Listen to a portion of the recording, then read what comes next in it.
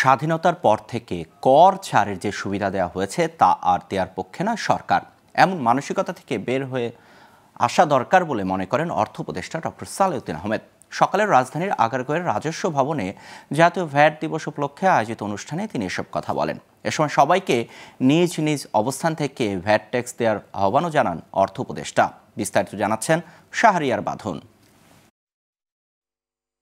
মঙ্গলবার রাজধানীর আগারগাঁওয়ের রাজস্ব ভবনে জাতীয় ভ্যাট দিবস উপলক্ষে আয়োজিত অনুষ্ঠানে যোগ দেন অর্থ উপদেষ্টা ডক্টর সালেউদ্দিন আহমেদ।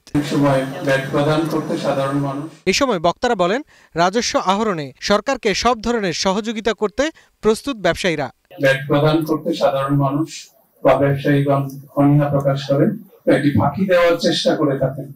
যদি এই রেটটা কমিয়ে আনা যায় তাহলে হয়তো অনেকেই ভ্যাট দিতে আগ্রহ প্রকাশ করবেন। অনুষ্ঠানে ভ্যাট থেকে পর্যাপ্ত রাজস্ব আসছে না জানিয়ে এনবিআর চেয়ারম্যান ব্যবসায়ীদের সততার সাথে ভ্যাট দেওয়ার আহ্বান জানান। আমরা প্রতিনিয়তই দেখি যে অনেকেই এমনও হয় যে জিজ্ঞেস করে আপনি কি ক্যাশ দিবেন নাকি আপনি কার্ডে দিবেন।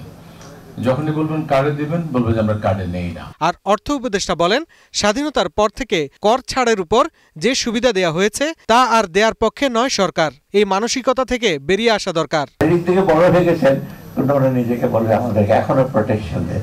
এই প্রোটেকশনের দিন কিন্তু চলে গেছে। সবাইকে আমি অনুরোধ করব, আপনারা ট্যাক্স দেবেন। শাহরিয়ার বাঁধন, গ্লোবাল টেলিভিশন, ঢাকা।